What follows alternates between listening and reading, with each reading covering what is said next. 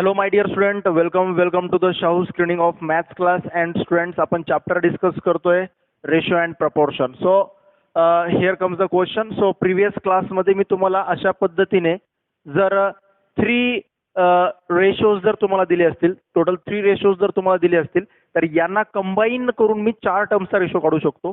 ठीक आहे.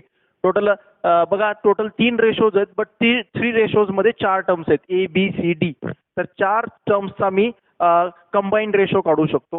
ठीक आहे. आता त्याच तो कॉन्सेप्ट मी मागच्या क्लासमध्ये एकदम लास्ट एक्झाम्पल मी घेतलं होतं, तर तो कॉन्सेप्ट मी शिकला होता. आता एक्झाम्पल विचारलेलं आहे, 6300 रुपीज आहेत, त्याला या 3 रेशोमध्ये डिवाइड करायचे.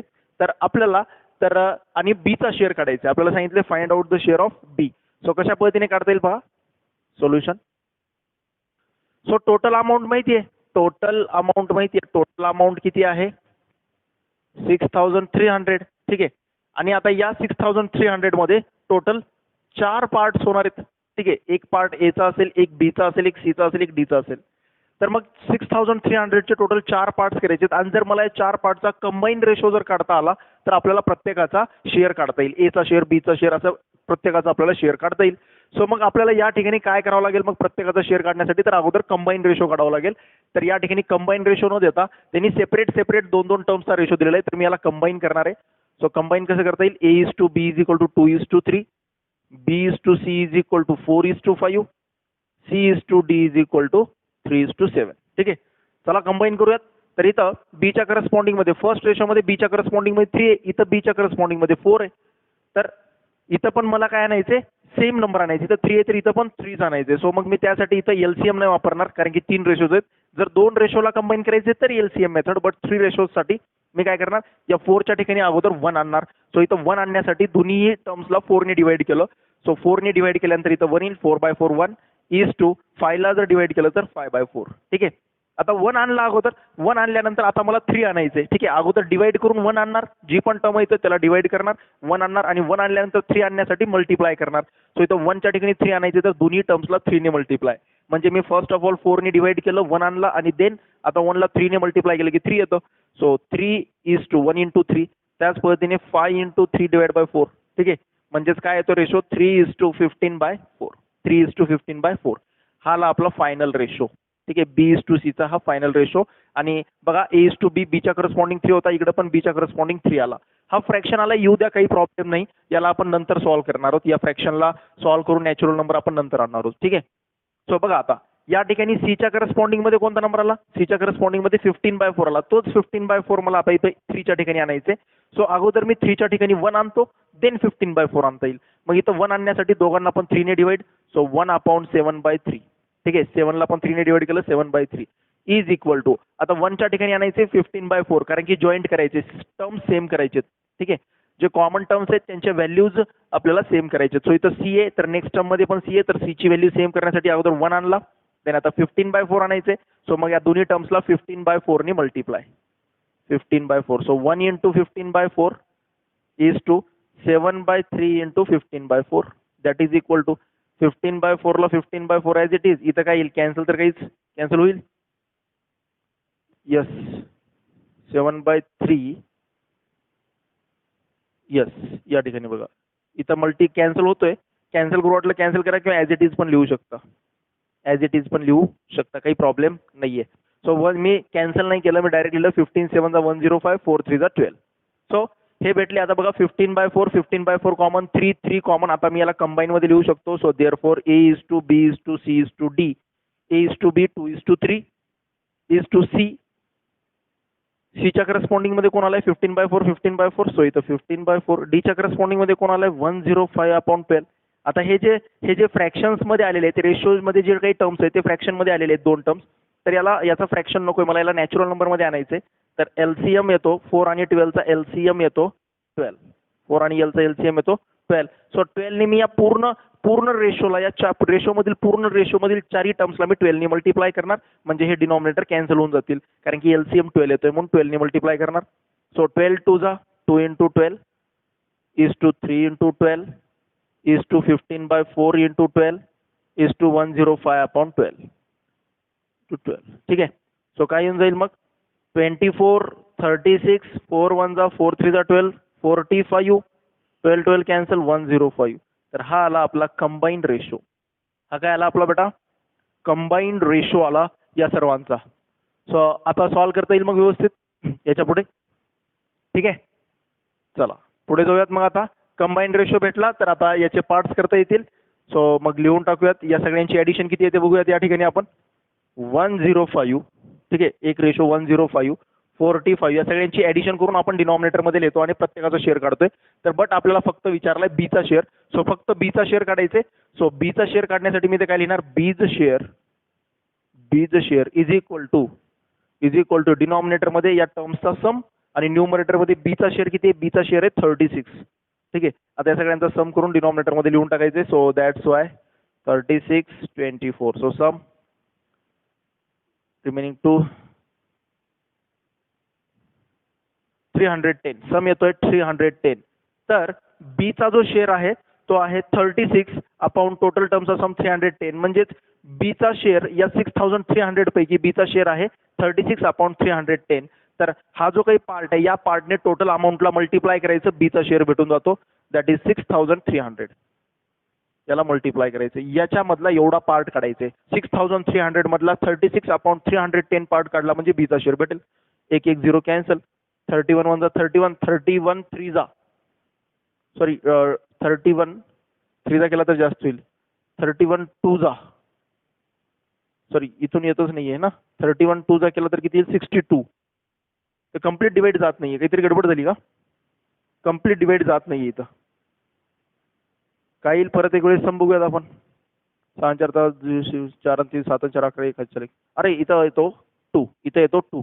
ठीक आहे, ते रिमेनिंग 2 केला. 4 2 2 2 4 आणि 3 7 आणि 4 11 1 4. इथं येतो 2, 210 येतो. सम काय येतो? 210. कारण की बघा इथं हा जो डिनॉमिनेटर पार्ट मध्ये जो डिनॉमिनेटरला येणार आहे त्याने याला पूर्ण भाग जायलाच पाहिजे, कम्प्लीट डिवाइड जायलाच पाहिजे. जात नाही असं होतच नाही. 0 0 कॅन्सल. 21 3 जा 21 3 जा 63, 30 आला. 36 इंटू 3 1080 1080 रुपीज हा आला बीचा शेअर. बीज शेअर. ठीक आहे, लक्षात आला असेल क्वेश्चन. आता कंबाईन करण्याचं, चार रेशोला कंबाईन करायचे. ठीक आहे, तर जाऊयात नेक्स्ट क्वेश्चन कडे फटाफट. नेक्स्ट क्वेश्चन नोट डाऊन करून ठेवलेला आहे या ठिकाणी.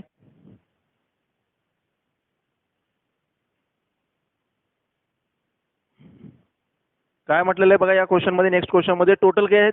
देर are 550 students in a school where the number of boys to the number of girls is 6:5. बॉईजचा रेशो गर्ल्स सोबत दिलाय आणि टोटल स्टुडंट पण माहिती आहेत. म्हणजे आपण बॉईज आणि गर्ल्सचा रेशो दिलाय आणि टोटल स्टुडंट्स पण माहिती आहेत. सो मी बॉईज, नंबर ऑफ बॉईज आणि नंबर ऑफ गर्ल्स मी काढू शकतो. ठीक आहे, if 40 boys leave the school. समजा 40 मुलांनी स्कूल सोडलं तर how many new girls should be admitted. म्हणजे 40 मुलांनी जर गर्ल्स सोडला असेल, सॉरी 40 बॉईजने स्कूल सोडून दिलं तर असं आपल्याला क्वेश्चन विचारलाय. 40 बॉईजने जर स्कूल सोडून दिला तर अशा किती गर्ल्स किती ऍड करावे लागतील जेणेकरून रेशो किती यायला पाहिजे? 4:5. गर्ल्स ऍड केल्यानंतर रेशो यायला पाहिजे 4:5. 40 बॉईजनी सोडलं पाहिजे आणि गर्ल्सनी ऍड करायला पाहिजे. तर किती गर्ल्स ऍड करायला पाहिजेत? तर मी अगोदर याला सोडवण्यासाठी मी अगोदर दोघांचीही नंबर्स काढून घेणार की प्रेझेंट मध्ये किती बॉईज आहेत, किती गर्ल्स आहेत. आणि मग 40 बॉईज निघून गेलेत तर जेवढे पण बॉईज येतील त्याच्यामधून 40 सेपरेट करणार. किती गर्ल्स ऍड करायचे तर मी एक्स गर्ल्स ऍड करणार, कारण की किती गर्ल्स ऍड करायचे माहिती नाहीये तेच विचारले तर त्याला मी एक्स अज्युम करणार, एक्स गर्ल्स ऍड करणार आणि दोघांच्या रेशिओच्या इक्वल मध्ये 4/5 पुट करणार. बघा काय भेटून जाईल? 6:5. So boys, number of boys is equal to 6 + 5 11. Out of 11 part 6 part is of boys. So 6/11 हा पार्ट आहे बॉईजचा आणि टोटल स्टुडंट्स आहेत 550. तर बॉईजची संख्या आली 300. Out of 550 there are total boys 300. Number of girls किती असतील? 5/11 इंटू 550. अगेन कॅन्सल केला इथं 50. 250 गर्ल्स असतील. 250 गर्ल्स असतील. ठीक आहे, सो प्रेझेंट मध्ये 300 बॉईज आहेत, 250 गर्ल्स आहेत. तर आपल्याला सांगितले बॉईज कितीनी कमी झालेत? 40 बॉईज कमी झालेत. सो 300 - 40. 300 - 40 हे आपले बॉईज 40 नी कमी झाले. देन गर्ल्स कितीनी वाढल्या? गर्ल्स कितीनी वाढवाव्या लागतील असा क्वेश्चन होता. So let the number of girls admitted be x. Admitted DX. समजा एक्स गर्ल्स ऍड केले असतील, 40 मुलांनी सोडलं असताना एक्स गर्ल्स ऍड केले असतील, तर प्रेझेंटमध्ये गर्ल्स आहेत 250 प्लस एक्स. आता हे 40 बॉयज निघून गेले, ते सबट्रॅक्ट केला, गर्ल्स ऍड केले, किती गर्ल्स ऍड करावे लागतील तर एक्स गर्ल्स ऍड करावे लागतील. आता हे निघून गेल्यानंतर आणि गर्ल्स वाढवल्यानंतर जो पण या दोन्हीही नंबरचा दोन्ही पण चेंजेस झाल्यानंतर जो पण रेशो येणार आहे तो रेशो आपल्याला दिलेला आहे की 40 बॉयज कमी झाले आणि एक्स गर्ल्स वाढल्यानंतरचा रेशो दिलेला आहे 4/5. क्रॉस मल्टिप्लाय करायचा आन्सर भेटून जाते. वरती येतो 260 upon 250 plus x is equal to 4/5. Cross multiply केला 260 इंटू 5, इथे येतो 4 इंटू 250 प्लस एक्स. ठीक आहे, 4 ने इकडे मल्टिप्लाय करण्यापेक्षा 4 इकडे डिवाइड मध्ये टाकूया. 260 into 5 divide by 4 is equal to 250 plus x. 4 6 जा 24 रिमेनिंग टू 20, 4 5 जा 20, 5 5 जा 25 रिमेनिंग टू 300, 5 5 जा 4 7 24, 2 20 4 25, राइट आहे. 20 remaining to 32, 325 is equal to 250 plus x plus 250 इकडे येऊन मायनस होणार. सो किती आली एक्सची value? X is equal to 75. X is equal to 75. So therefore किती गर्ल्स ऍड करावे लागतील? एक्स म्हणजेच काय होत्या? Number of girls admitted. 40 boys निघून गेल्यानंतर किती गर्ल्स ऍड करावे लागतील जेणेकरून रेशो 4/5 येईल? तर 75 गर्ल्स ऍड करायला पाहिजेत. क्लिअर आहे? ओके, जाऊयात नेक्स्ट क्वेश्चन कडे.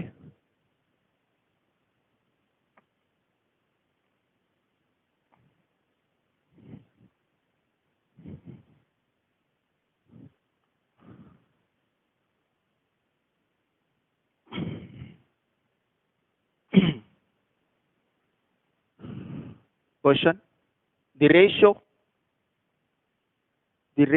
of monthly incomes of two persons is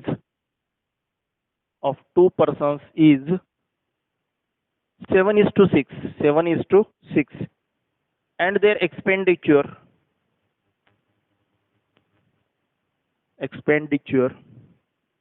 is 4:3.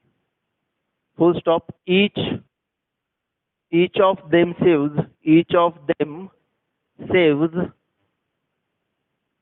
rupees 300 per month. Find their monthly incomes. तर त्यांची मंथली इन्कम सांगा. ठीक आहे.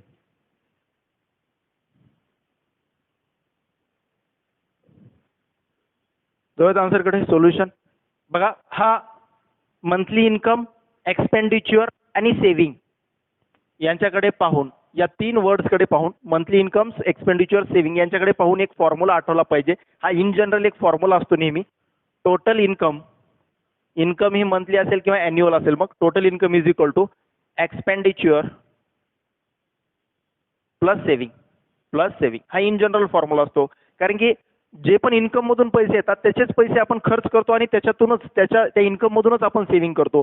म्हणजे सेव्हिंगचे पैसे प्लस एक्सपेंडिचर हे दोघांची ऍडिशन केली की आपली टोटल इन्कम येत असते. हे इन जनरल फॉर्म्युला आहे. ठीक आहे, तर त्याचाच यूज आपल्याला या ठिकाणी करायचा. तर या ठिकाणी क्लिअरली काय सांगितलंय? मंथली इन्कमचा रेशो दिलाय. सो लेट, मग मी रेशो दिलाय तर मी अज्युम करू शकतो, let the monthly incomes be. Monthly incomes किती आहेत? 7:6, दॅट इज 7x अँड 7:6 आहे. तर मी अज्युम केलं 7x अँड 6x. हे मंथली इन्कम अज्युम केलं. परत आपल्या नंतर एक्सपेंडिचरचा पण रेशो दिलाय, तर मी त्याला पण अज्युम करू शकतो, let the expenditures be 4:3 expenditures. तर या ठिकाणी मल्टिपल एक्स घेतला होता, तर या ठिकाणी मल्टिपल डिफरंट घेऊन चेक करा. डिफरंटच घ्यावा लागेल. 4:3:3. ठीक आहे, मल्टिपल डिफरंट घ्यावे लागतील कारण की दोघांचा पण मल्टिपल सेम असेल याची गॅरंटी नाहीये. तर आपल्याला डिफरंट घेऊन चालावं लागेल. So 4:4y:3y. तर हे मी अज्युम केलं, मंथली इन्कम एक्सपेंडिचरला अज्युम केलं. हे जे काही अज्युम केलात त्या ठिकाणी आपल्याला सेव्हिंगची अमाऊंट दिली, दोघांच्या पण सेव्हिंगची अमाऊंट दिली. तर जे पण अज्युम केलं ते उचलायचं आणि या फॉर्म्युल्यामध्ये टाकायचं. ठीक आहे. सो टोटल इन्कम, तर फर्स्ट इक्वेशन एकासाठी पहिल्या पर्सनसाठी इक्वेशन बनेल. पहिल्या पर्सनची इन्कम 7x, त्याचा खर्च किती आहे 4y आणि प्लस सेव्हिंग किती आहे 300. तर पहिलं इक्वेशन बनलं बेटा 7x - 4y is equal to 300. दुसरं इक्वेशन दुसऱ्या पर्सनसाठी, त्याची मंथली इन्कम आहे 6x याला इक्वेशन 1 म्हणून टाकूयात आपण. दुसऱ्या पर्सनचं या ठिकाणी काढेन मी. दुसऱ्या पर्सनसाठी टोटल इन्कम आहे 6x, दुसऱ्या पर्सनची त्याची जी काही एक्सपेंडिचर आहे ती आहे 3y प्लस सेव्हिंग त्याची पण 300च आहे, कारण की पर मंथ ईच ऑफ म्हटलं, ईच ऑफ म्हणजे प्रत्येकाची सेव्हिंग 300च आहे. That is 6x minus 3y is equal to 300. ठीक आहे. चला याला हे इक्वेशन नंबर 2. आता या ठिकाणी या दोन इक्वेशनला सॉल्व्ह करून तुम्ही या ठिकाणी एक्स आणि वाय ची व्हॅल्यू काढू शकता. जी पण एक्स आणि वाय ची व्हॅल्यू येईल ती वापस इथं मंथली इन्कम मध्ये पुट करायची. एक्स ची व्हॅल्यू फक्त पाहिजे आपल्याला, कारण की आपल्याला फक्त मंथली इन्कम विचारले, तर मंथली इन्कम काढण्यासाठी फक्त एक्स ची व्हॅल्यू पाहिजे आपल्याला. ठीक आहे. सो मग कशा पद्धतीने काढता येईल बघा. हां चला, एलिमिनेशन मेथड वापरू शकतो तुम्ही, एलिमिनेशन मेथड. ठीक आहे. किंवा मग इथून 2 ने डिवाइड करून 3 ने डिवाइड करू शकता. तर इथे येतो 2x. या पूर्ण इक्वेशनला जर 3 ने डिवाइड केलं 2x minus y is equal to 300. तर इथून y ची व्हॅल्यू येते आणि y ची व्हॅल्यू येते in terms of x, right. 2x plus 3 sorry या ठिकाणी डिवाइडिंग दिस इक्वेशन, या इक्वेशनला मी काय करतोय dividing this equation, dividing through out by through out, पूर्ण इक्वेशनला 3 ने डिवाइड करतोय. ठीक आहे. सो 3 ने डिवाइड केल्यास 3 to the x minus y, याला 3 ने डिवाइड केल्यास 100. सो 2x प्लस 100 इकडे येऊन minus 100 is equal to y. ही व्हॅल्यू येते. हे एक नवीन इक्वेशन, याला सॉल्व्ह करून तेच इक्वेशन फक्त थोडंसं सिम्प्लिफाय केलं. ही आलेली y ची व्हॅल्यू, मी y ची value in terms of x काढली. ही आलेली y ची व्हॅल्यू या इक्वेशन 1 मध्ये पुट करा. मी सबस्टिट्यूशन मेथड वापरतोय, काही मुलं एलिमिनेशन मेथड वापरतील. नो डाऊट, काही अडचण नाहीये. कुठलीही मेथड वापरली तर आन्सर तेच येणार आहे. फॉर y च्या ठिकाणी काय लिहिता येईल 2x minus 100 is equal to 300. So solve करून टाकूया. 7x minus 8x plus 400 is equal to 300. So इथं आला minus x, 300 minus 400. So x is equal to आला 100. x ची व्हॅल्यू येते 100. x ची व्हॅल्यू 100 आली तर याची इन्कम 7x, एकाची इन्कम होती 7x, that is 7 into 100 that is 700. आणि 6x दुसऱ्या पर्सन, जो दुसरा सेकंड पर्सन आहे, तर सेकंड पर्सनची इन्कम होती 6x that is 6 into 100 that is 600 rupees. दोघांच्या आपण इन्कम्स काढल्या. तर या फॉर्म्युल्यामध्ये फक्त हा फॉर्म्युला लक्षात ठेवणं गरजेचं आहे या एक्झाम्पल मध्ये. बाकी काही नव्हतं, एकदम सिंपल असे हे एक्झाम्पल्स होते. ठीक आहे. चला जाऊयात नेक्स्ट क्वेश्चन्स कडे. मी काल म्हटलं होतं ऍक्च्युली की वर्ड प्रॉब्लेम फिनिश झालेत, बट काही कॉन्सेप्ट राहू नये म्हणून मी घेऊन टाकतो. हे सिंपल आहेत, बट हा आपला टाइमच आहे रिव्हिजनचा. सिंपल जरी असलं तर आपल्याला एक वेळेस रिव्हिजन करणं गरजेचं आहे, म्हणून मी हे सगळे एक्झाम्पल डिस्कस करतोय. येऊयात नेक्स्ट क्वेश्चन कडे. Question, if a packet containing a dozen glasses is dropped,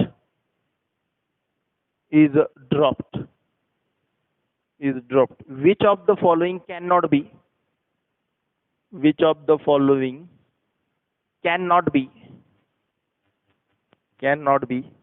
the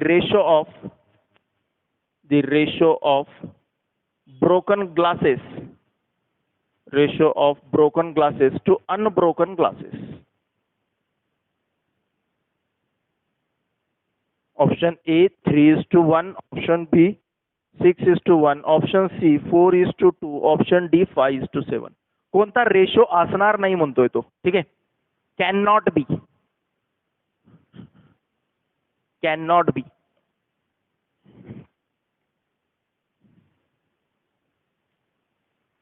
चला बघूयात. तर सिंपल आहे एकदम क्वेश्चन. डझन ग्लासेस आहे. टोटल किती ग्लासेस आहे? Dozen glasses. डझन म्हणजे 12 ग्लासेस. ठीक आहे. डझन ग्लासेस म्हणजेच किती? 12 ग्लासेस आहेत. तर 12 ग्लासेस मध्ये ब्रोक झालेले आणि अनब्रोक झालेले तुम्हाला रेशो काय असू शकत नाही असं विचारलंय. तर बघा, ब्रोक आता 12 पैकीच काहीतरी तुटलेत फुटलेत, म्हणजे टोटल 12च आहेत ना. मग जो पण रेशो येणार आहे या ठिकाणी, जो पण या ब्रोकन टू अनब्रोकनचा, broken glasses to unbroken glasses यांचा जो पण रेशो येणार आहे, त्या रेशोच्या टर्म्सनी, ठीक आहे, त्या रेशोच्या टर्म्सनी या 12 ला कम्प्लीट डिवाइड जायला पाहिजे. त्या रेशोच्या टर्म्सच्या समनी, सॉरी, ठीक आहे, ब्रोकन टू अनब्रोकनचा जो पण रेशो येणार आहे, त्या रेशोच्या जे पण टर्म्स असतील दोन, त्या दोन टर्म्सच्या समनी या 12 ला कम्प्लीट डिवाइड जायला पाहिजे. तर बघा, 12 ला कम्प्लीट डिवाइड जाणार 3+1 हे रेशो आहे. रेशो मधल्या दोन टर्म्स आहेत, यांच्या समनी 12 ला कम्प्लीट डिवाइड जायलाच पाहिजे. 3+1 4, 4 नी 12 ला, 4 3 12. बघा कम्प्लीट डिवाइड जातोय म्हणजे हे रेशो असू शकतो की 3:1 ब्रोकन टू अनब्रोकन ग्लासेस, कारण की टोटल 12 आहेत. टोटल 12 ग्लासेस आहेत, तर 12 ग्लासेस पैकीच काही ग्लासेस फुटलेले आहेत आणि काही ग्लासेस फुटलेले नाहीयेत. म्हणून जे पण रेशो येईल त्या रेशो मधील दोन्ही टर्मच्या समने 12ला डिवाइड कम्प्लीट डिवाइड जायला पाहिजे. 6 + 1 7, 7 ने 12 ला कम्प्लीट डिवाइड जात नाही म्हणजे तुमचा आन्सर बी आहे. बघा बाकी 4 + 2 6, 6 ने 12 ला कम्प्लीट डिवाइड जातो. ठीक आहे, त्यामुळे हे पण पॉसिबल आन्सर आहे. 5 + 7 12, 12 ने 12 ला कम्प्लीट डिवाइड जातो, त्यामुळे ते पण पॉसिबल रेशो असू शकतो. ठीक आहे, चलो आपण question finish. Option B.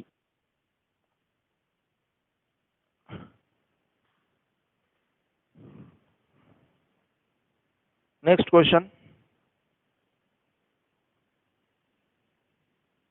There is a ratio of 5:4. There is a ratio of 5:4 between two numbers.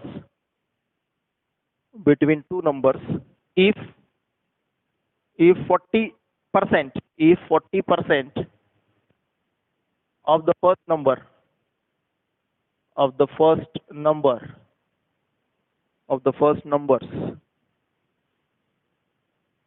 first number is 12, 40% of the first number is 12, then what would be the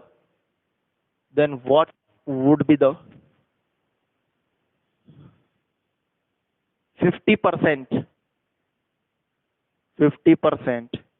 of the second number second number चा 50% किती? Option A 12, option B 24, option C 18, option D none. ठीक आहे, चला काय म्हटलेलं या question मध्ये बघूयात आणि फटाफट क्वेश्चन सॉल्व्ह करून टाकूयात. काय म्हटलंय? If the ratio of 5:4 between two ratios, there is a ratio of 5:4 between two numbers. दोन नंबर्स आहेत, त्या दोन नंबरचा रेशो 5:4 आहे आणि 40% of the first number is 12. पहिल्या नंबरचा 40% घेतला की 12 येतो. नंबरचा म्हटलंय फर्स्ट नंबर काढायचे, तर आपल्याला रेशो माहितीये. ठीक आहे, रेशो मधल्या टर्म्स माहिती आहेत, या टर्म्स वरून मी नंबर ऍज्युम करू शकतो. सो म्हणून मी ऍज्युम करून टाकेन रेशोवरून. Let the first number be 5x and second number second number काय घेणार? याचा मल्टिपल x घेतला तर याचा पण x, that is 4x. Second number 4x. Okay, चला दोन्ही नंबर्स ऍज्युम केले. आता फर्स्ट नंबरचा 40% that is 40/100 into first number 5x. First नंबरचा 40% घेतला इज इक्वल टू 12 येतोय म्हणतोय. 22 जा 40, 25 जा 5 कॅन्सल म्हणजे 2x इज इक्वल टू 12 आला, म्हणजे x ची व्हॅल्यू 6 आली. इथून x ची व्हॅल्यू 6 आली, x ची व्हॅल्यू कळाली, तर मला आता दोन्हीही नंबर्स काढता येतील. तर आपल्याला म्हटलंय नंतर क्वेश्चन विचारला 50% ऑफ द सेकंड नंबर, तर मला नंतर सेकंड नंबर काढायचे. सो देअरफॉर मी डायरेक्टली सेकंड नंबर काढतो. Second number is equal to 4x that is 4 into 6. x ची व्हॅल्यू 6 आली, तर सेकंड नंबर असेल 24. तर या सेकंड नंबरचा 50% घ्यायचा आहे. सेकंड नंबरचा किती? 50%. सो 24चा 50% किती येणार? 12. 24चा 50% 12, त्याचा half, that is option A. Option A is correct. ठीक आहे, एकदम सिंपल क्वेश्चन. फक्त तुम्हाला असे पार्ट पर्सेंटेज मध्ये रेशो वगैरे असे मिक्सअप करून पण क्वेश्चन विचारू शकतात. रेशो मध्ये पर्सेंटेज टाकू शकतात, पर्सेंटेजच्या क्वेश्चन मध्ये रेशो येऊ शकतो, त्यामुळे अशा टाईपचे पण क्वेश्चन विचारू शकतात. ठीक आहे, मिक्सअप करून रेशो आणि पर्सेंटेजला. ओके, जाऊयात नेक्स्ट क्वेश्चन कडे परत.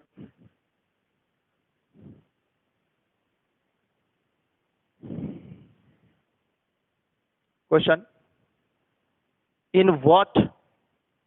In what proportion must a number be added so that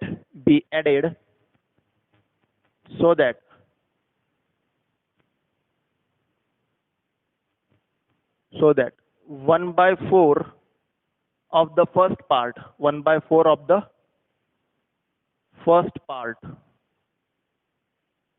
and 1/3 of the second part, 1/3 of the second part are together equal to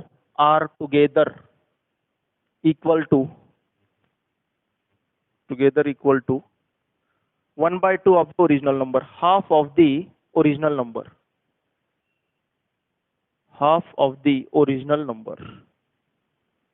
option A 1:4, option B 2:3, option C 3:4, option D 2:5. Question थोडासा हटके question आहे थोडासा. ठीक आहे. काय म्हटलंय बघा solution काय म्हटलंय. In what proportion must a number be added. कोणत्या प्रपोर्शन मध्ये नंबर ऍड करायचे. प्रपोर्शन काढायचे म्हणजेच रेशो काढायचे, वेगळं काहीच नाही. ऑप्शन मध्ये बघू शकता रेशो विचारलाय. सो कोणत्या रेशो मध्ये मी त्या नंबरला ऍड करू, कोणत्या रेशो मध्ये, म्हणजेच असा एक काहीतरी मोठा पार्ट आहे, एक मोठा काहीतरी नंबर आहे. ठीक आहे. एक मोठा काहीतरी पार्ट आहे आणि त्या मोठ्या पार्टचे दोन तुकडे केलेले आहेत, कारण की रेशोमध्ये दोनच टर्म्स आहेत. सो दोन तुकडे केलेले आहेत. एक मोठा काहीतरी नंबर आहे, त्याचे दोन पार्ट्स केलेले आहेत आणि या दोन पार्टचा काहीतरी आपल्याला रेशो काढायचा. या दोन पार्टचा काय काढायचं आपल्याला, रेशो काढायचे. ओरिजिनल नंबरचा सॉरी रेशो काढायचे या पार्टचा. तर आपल्याला त्यांनी हे रेशो काढण्यासाठी त्यांनी आपल्याला टोटल पण दिलेलं नाहीये, टोटल पण दिलेलं नाहीये, यांचा रेशो पण दिलेला नाहीये, बट दुसरी इन्फॉर्मेशन भरपूर काही दिलेली आहे. तर फर्स्ट पार्टचा 1/4 अँड सेकंड पार्टचा 1/3 यांना जर ऍड केलं, टुगेदर म्हणजेच ऍडिशन केली, तर इक्वल मध्ये काय येतो, ओरिजिनल नंबरचा हाफ येतो. इक्वल मध्ये काय येतं, ओरिजिनल नंबरचा हाफ येतो. म्हणजेच मला अगोदर एक टोटल नंबर बघावा लागेल कोणता, एक ओरिजिनल नंबर कोणता बघावा लागेल, त्यानंतर त्या दोघांचे पार्ट्स मला ॲझ्युम करावे लागतील. ठीक आहे. तर मी काय करेन बघा, टोटल नंबर जर मी एक्स घेतला, ठीक आहे, टोटल नंबर जर मी एक्स घेतला आणि एक पार्ट मी पी घेतला किंवा वाय घेतला, एक पार्ट मी वाय घेतला समजा. ठीक आहे. सॉरी ए घेतो मी, ए. ठीक आहे. फर्स्ट पार्ट मी ए घेतो. Total number x, total original number. ठीक आहे. मी काय केलं, ओरिजिनल नंबरला ॲझ्युम केलं. ओरिजिनल नंबर किती आहे समजा एक्स आहे, त्यामधला फर्स्ट पार्ट ए आहे, तर सेकंड पार्ट किती असणार, एक्स मायनस ए. सेकंड पार्ट किती असणार, एक्स मायनस ए. फर्स्ट टोटल नंबर एक्स, त्यामधला फर्स्ट पार्ट ए तर सेकंड पार्ट एक्स मायनस ए असणार. टोटल मधून ए मायनस काढला तर सेकंड पार्ट राहतो एक्स मायनस ए. सो मग हा असेल आपला फर्स्ट पार्ट, हा असेल आपला सेकंड पार्ट. राईट. हे मी ॲझ्युम केलं. Let the original number be x.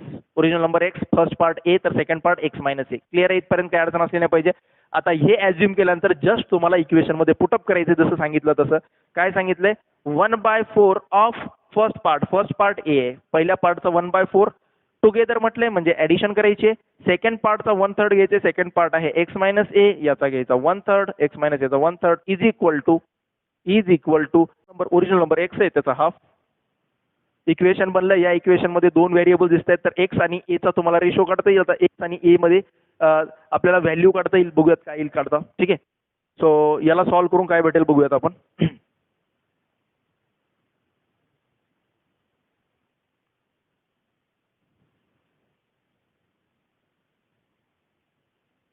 चलो याला सॉल्व्ह करून आपल्याला एकाची value in terms of second मध्ये काढता येईल. ठीक आहे. दोन व्हेरिएबल्स आहेत, तर एकाची व्हॅल्यू दुसऱ्याच्या फॉर्म मध्ये काढता येईल. सो काय येऊन जाईल या ठिकाणी, मग दोघांचा एलसीएम 12, 4 आणि 3 चा LCM 12. So 3a plus 4 in bracket x minus a. Right. 3 ने इकडे मल्टिप्लाय केलं, 4 ने या ब्रॅकेटला मल्टिप्लाय केलं, एलसीएम 12 1/2 इंटू एक्स. तर हा 12 जर इकडे गेला तर इकडे 6x येऊन जातो. सो इकडे काय येतो बघा, 3a प्लस इकडे मल्टिप्लाय करून टाकेन 4x minus 4a is equal to, हा डिवाइडचा 12 इकडे गेला तर मल्टिप्लाय 2 6 12 तर इकडे येऊन जाईल 6x.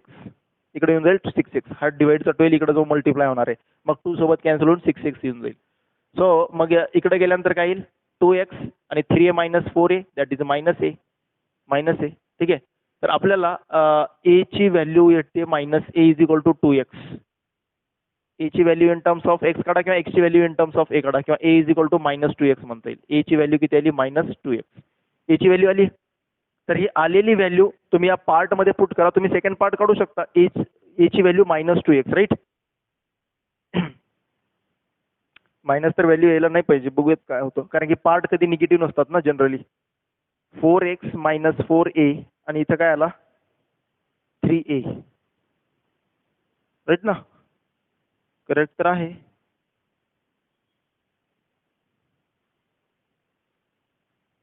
हाफ ऑफ एक्स घेतला,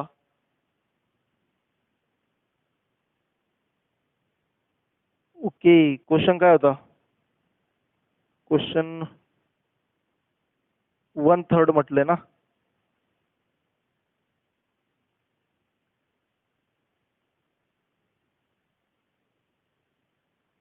सॉरी, इथं काय, इथं गडबड झाली काहीतरी. 1/3 ऑफ द सेकंड पार्ट. 1/3. 1/3च म्हटलंय. तर 1/3 म्हटल्यानंतर काय गडबड झाली बघूयात.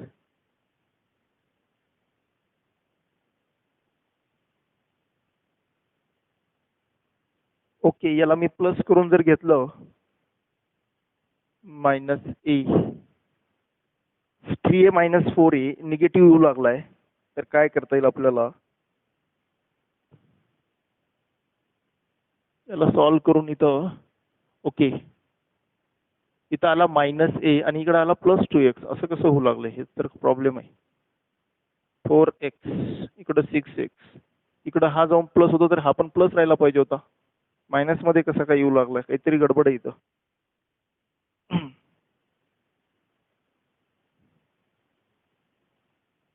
तर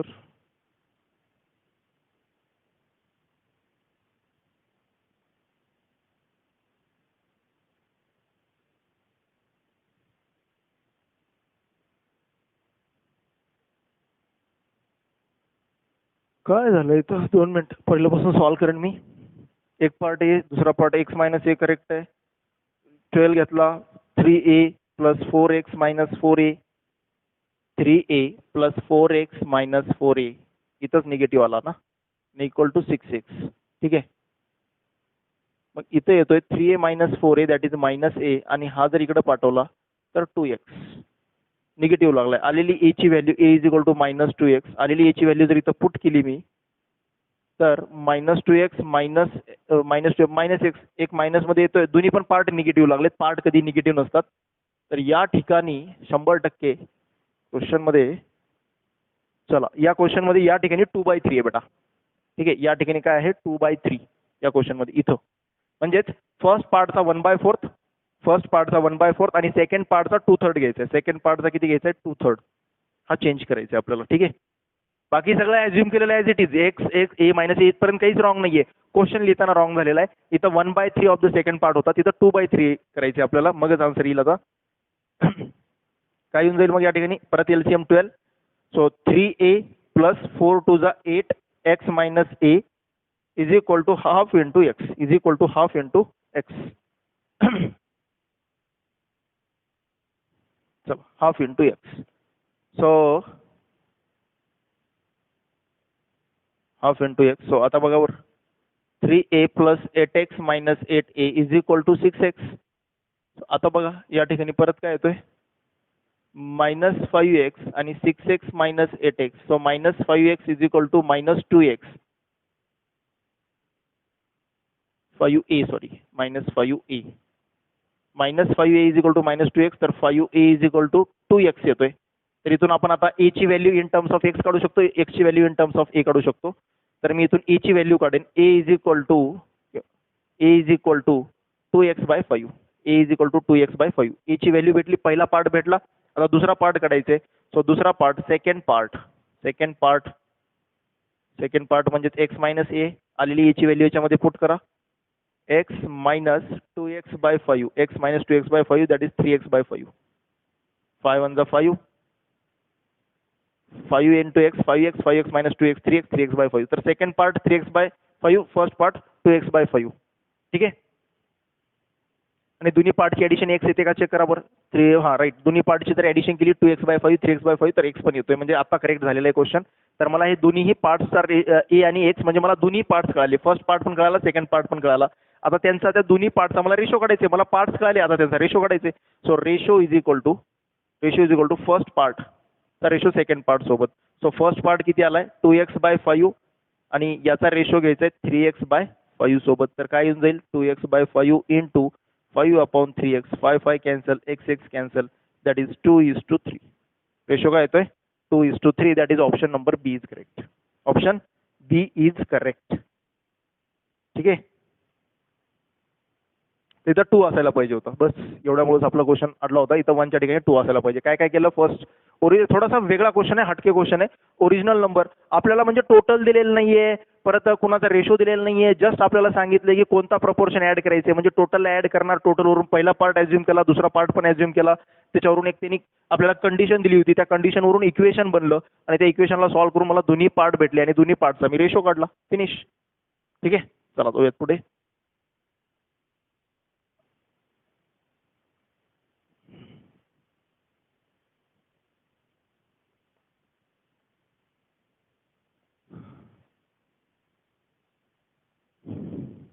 Next one.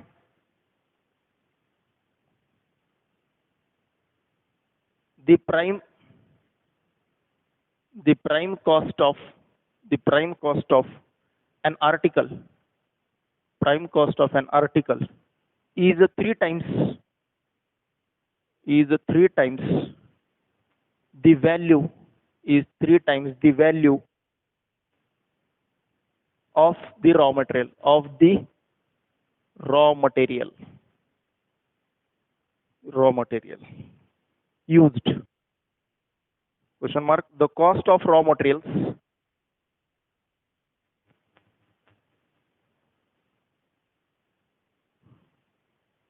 increases in the ratio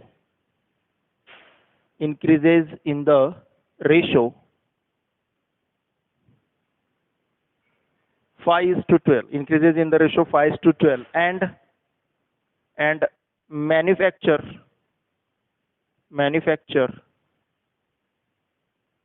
expenses in the ratio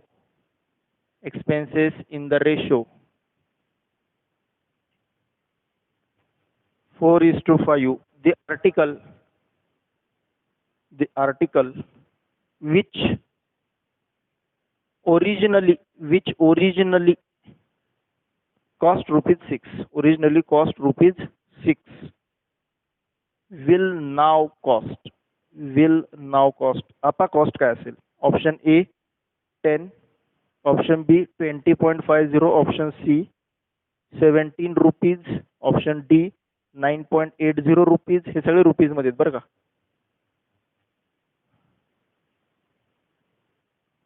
हे सगळे रुपीज मधले ऑप्शन्स. ओके, चला बघूयात काय क्वेश्चन आहे. पूर्ण क्वेश्चन रीड करा. The prime cost of an article is 3 times the value of the raw material. पूर्ण त्या एका वस्तूची किंमत ही त्या वस्तूला लागणारा जे कच्चा माल आहे, रॉ मटेरियल मीन्स कच्चा माल, त्या वस्तूला बनवण्यासाठी लागणारा जो कच्चा माल आहे, त्या कच्च्या मालाच्या किमतीपेक्षा त्या वस्तूची किंमत ही 3 टाइम्स आहे. ठीक आहे, म्हणजे कच्च्या मालाला काहीतरी मॅन्युफॅक्चर करणार, काहीतरी त्याला सजावट वगैरे ते व्यवस्थित बनवणार आणि मग त्या कच्च्या मालाच्या तिप्पट किमतीने ते विकणार. The cost of an raw material increases in the ratio. तर रॉ मटेरियलची कॉस्ट आता वाढवली. अगोदर होती 5च्या मल्टिपलमध्ये, आता झाली 12च्या मल्टिपलमध्ये. Manufacturer expenses in the ratio 4:5. बनवण्याचे एक्सपेन्सेस, त्या वस्तूला बनवण्याचा जो खर्च आहे तो पण वाढलेला आहे 4:5. अगोदर 4च्या मल्टिपलमध्ये, आता 5च्या.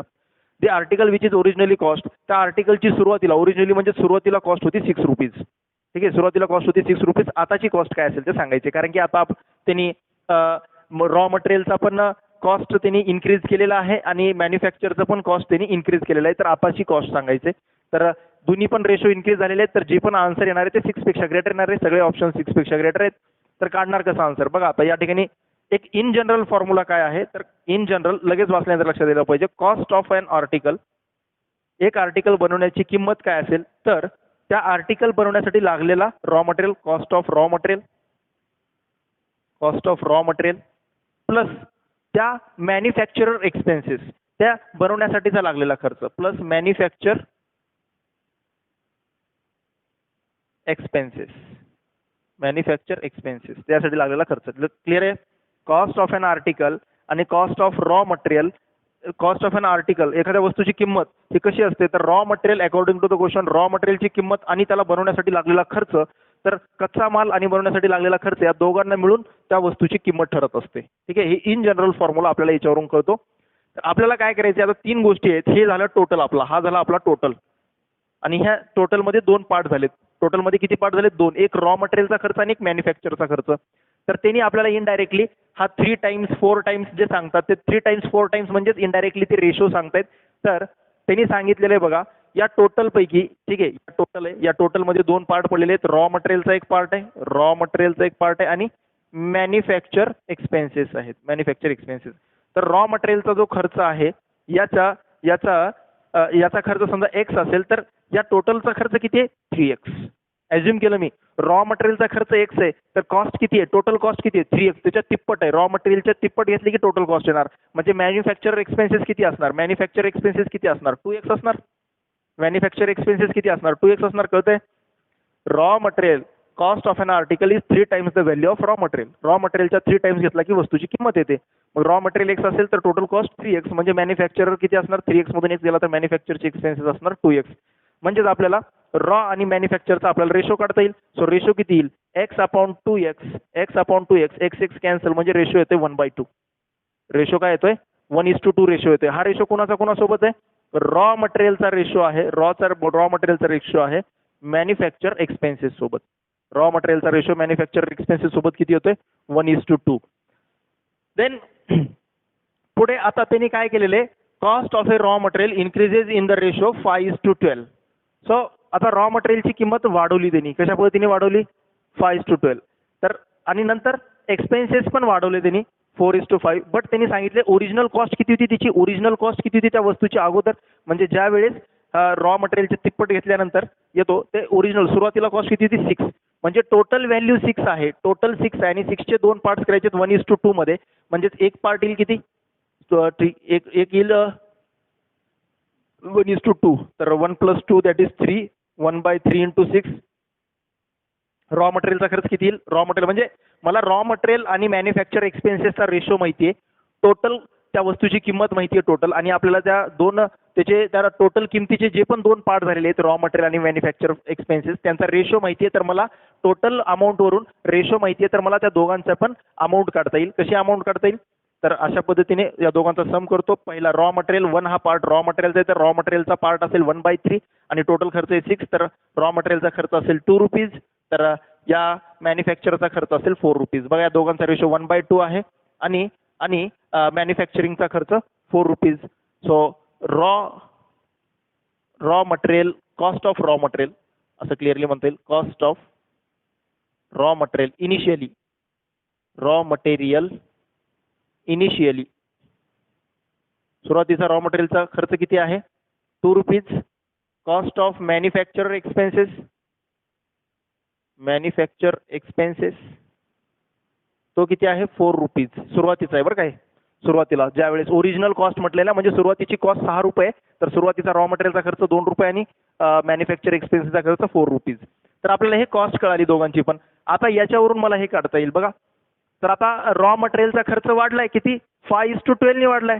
सो 5:12 हा रेशो घेतला. आणि आता बघा अगोदर, आता हा कशाचा खर्च आहे? रॉ मटेरियलचा. तर रॉ मटेरियलची सुरुवातीची किंमत किती आहे? 2 रुपीज. आता इथं हा जो दिलेला आहे रेशो तो जुना टू नवीन आहे. ओरिजिनल रेशो हा स्टार्टिंगचा रेशो, हा नंतरचा रेशो. एक्सपेन्सेस वाढवल्यानंतर, रॉ मटेरियलचा खर्च वाढवल्यानंतरचा रेशो 12. सो 5/12. तर इथं मी अगोदरची प्राइस ठेवून टाकतो 2. अगोदरचे रॉ मटेरियलची किंमत, अगोदरचं रॉ मटेरियल 5च्या मल्टिपलमध्ये 5:12. बट अगोदरची आपल्याला रेशो पण माहिती आहे अगोदरचा आणि अगोदरची कॉस्ट पण माहिती आहे. तर मी तर कॉस्ट ठेवली. आताची कॉस्ट काढायची, तर मी त्याला काहीतरी समजा y कन्सिडर केलं. आताच्या कॉस्टला मी काय कन्सिडर केलं? y. सो x कन्सिडर केलं. समजा आताच्या कॉस्टला मी x कन्सिडर केलं. म्हणजेच या ठिकाणी x ची जी व्हॅल्यू येणार आहे ती इन्क्रीज झाल्यानंतरची व्हॅल्यू येणार आहे. रॉ मटेरियल इन्क्रीज झाल्यानंतरची व्हॅल्यू येणार आहे. लक्षात येते मी काय करतो इथं? 5/12 म्हणजेच रॉ मटेरियलची कॉस्ट वाढली गेलेली आहे 5:12. अगोदर 5 होती, आता 12च्या प्रमाणात आहे. त्याच पद्धतीने त्याचा रेशो कोणाच्या इक्वलमध्ये असेल? अगोदरची कॉस्टच्या आणि नंतरची कॉस्ट ज्या पद्धतीने चेंज झालेला आहे त्याच्या इक्वलमध्ये असेल. सो इथून काय येऊन जाईल मग? x = 24/5. राईट. x = 24/5 म्हणजेच किती आला? 5 × 25, सॉरी 5 × 4 = 20, रिमेनिंग 4.8, 5 × 4.8 रुपीज. म्हणजेच अगोदर कॉस्ट 2 रुपीज होती, बट कॉस्ट मटेरियल वाढवल्यानंतर कॉस्ट किती आली? 4.8 रुपीज. कसं काढलं? तर जुन्या टू नवीनचा आपल्याला रेशो दिला होता, त्याच्या रेशोमध्ये पुट केली व्हॅल्यू आणि आन्सर काढलं. सिमिलरली याच पद्धतीने मी काय करणार बेटा? तर या ठिकाणी एक्सपेन्सेसचा रेशो पण दिलेला आहे. 4/5 हे एक्सपेन्सेसचा रेशो आहे. तर अगोदरचा एक्सपेन्सेस किती होता? अगोदरचा मॅन्युफॅक्चरिंग एक्सपेन्सेस होता 4. आताचा एक्सपेन्सेस समजा वाय आहे, वाढलेला एक्सपेन्सेस वाय आहे. तर इथून काय भेटेल आपल्याला? 4 कॅन्सल होऊन जाईल आणि वाय ची व्हॅल्यू 5 भेटेल. तर हा आला नवीन रॉ मटेरियलचा खर्च, हा आला नवीन मॅन्युफॅक्चर एक्सपेन्सेस. तर कॉस्ट ऑफ रॉ मटेरियल आणि कॉस्ट ऑफ मॅन्युफॅक्चर एक्सपेन्स या दोघांची जर ऍडिशन केली तर आपल्याला टोटल त्या वस्तूची किंमत कळेल. That is new cost. New cost is equal to 5 + 4.8 that is 9.8. 9.8 rupees. That is option D, 9.8 rupees. ठीक आहे. तर कळाला क्वेश्चन. हे दोन कॉन्सेप्ट कळणे गरजेचे आहेत. हे दोन कॉन्सेप्ट मी इथं काय केलं, जुन्याचा रेशो नवीन सोबत दिलाय तर मला जुन्याची किंमत माहिती आहे, नवीनची किंमत काढण्यासाठी हा रेशो या किमतीच्या इक्वल मध्ये असेल. बस रेशो इक्वल केला, दोघांची अमाऊंट काढली आणि आन्सर काढून घेतलं. ठीक आहे. क्लिअर आहे स्टुडंट? चलो. सो या ठिकाणी कुठे गेला? येस. तर या ठिकाणी आपला हा कंप्लीट रेशोचा पार्ट संपला. मी म्हटलं होतं आजच्या क्लासमध्ये मी तुम्हाला कॉम्पोनेंडो डिव्हिडेंडो या महत्वाच्या पार्टकडे जायचे, कारण की कॉम्पोनेंडो डिव्हिडेंडो हा प्रॉपर्टीज आहेत प्रपोर्शनच्या, आणि तो प्रपोर्शन सुरू झाला की मग कॉम्पोनेंडो डिव्हिडेंडो स्टार्ट होतो. बट मी आतापर्यंत सगळे रेशोचे क्वेश्चन्स घेतलेले आहेत, हे वर्ड प्रॉब्लेम जास्त घेतले आपण. तर नेक्स्ट क्लासमध्ये आपण डायरेक्टली आता प्रपोर्शन पासून स्टार्ट करणार आहोत. प्रपोर्शनच्या प्रॉपर्टीज, मीन प्रपोर्शनल काय आहेत, त्याचे एक्झाम्पल्स काय आहेत, आणि प्रपोर्शन मध्ये वर्ड प्रॉब्लेम्स थोडेसे कमी आहेत. प्रपोर्शन मध्ये सॉल्व्हिंग एक्झाम्पल्स जास्त येतात. असे वर्ड प्रॉब्लेम्स हे रेशोच्या कॉन्सेप्ट वरती असतात, बट प्रपोर्शनचे जे कॉन्सेप्ट असतात त्या ठिकाणी, आता हा पण एक प्रकारचा प्रपोर्शनच आहे की रेशो दिलेला आहे. रेशो जुन्या ओल्ड रॉ मटेरियलचा रेशो न्यू रॉ मटेरियलच्या कॉस्ट सोबत दिलेला आहे. तर या ठिकाणी त्या रेशो दिलाय तर त्यांची कॉस्ट पण सेम प्रपोर्शन मध्ये असेल, त्यांची कॉस्ट पण सेम प्रपोर्शन मध्ये असेल. हा पण प्रपोर्शनचा क्वेश्चन म्हणता येईल. बट जेवढे पण क्वेश्चन्स मी घेतलेले आहेत ते रेशो आणि प्रपोर्शनचे वर्ड प्रॉब्लेम्स आपण जास्त घेतले. आता यापुढून आपण जे काही आपल्या प्रॉपर्टीज आहेत, प्रॉपर्टीज ऑफ प्रपोर्शन किंवा रेशो, त्या प्रॉपर्टीज वरचे क्वेश्चन्स आपण नेक्स्ट क्लासमधून सॉल्व्ह करूयात. आणि नेक्स्ट क्लासमध्ये मी तुम्हाला आता सगळे जे प्रॉपर्टीज आहेत, कॉम्पोनेंडो, डिव्हिडेंडो, अल्टरनेंडो, कन्व्हर्टेंडो, जे काही प्रॉपर्टीज आहेत त्या सर्व प्रॉपर्टीज लिहून मग या सर्व प्रॉपर्टीचा यूज करून एक्झाम्पल्स कसे विचारले जातात, मागच्या वर्षीमध्ये कोणता एक्झाम्पल विचारलं होतं, हे आपण नेक्स्ट क्लासमध्ये डिस्कस करणार आहोत. ठीक आहे स्टुडंट? सो भेटूयात नेक्स्ट क्लासमध्ये. थँक्यू.